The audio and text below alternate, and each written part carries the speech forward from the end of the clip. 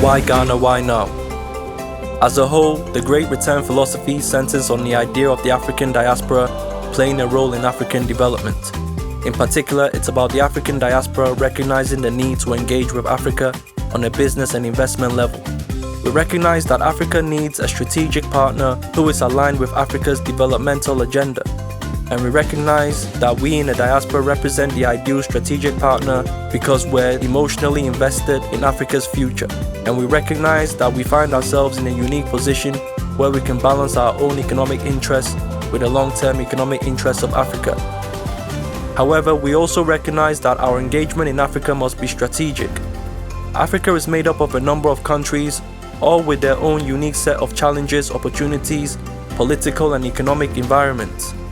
We in the diaspora must choose to focus our resources on particular countries which offer the most favorable conditions for us in the diaspora. It is part of the Great Return philosophy that Ghana should be the initial country for us in the diaspora to engage with on a business and investment level.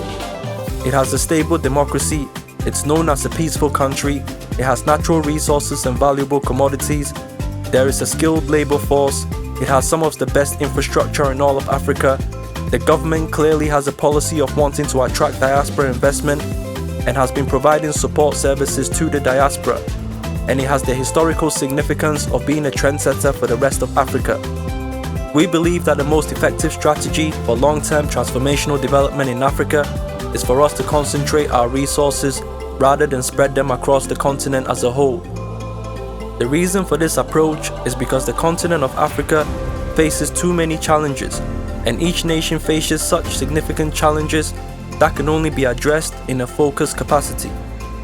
What will significantly help transform the continent is for one of the nations in Africa to become a success story in order to serve as a shining example of what is possible.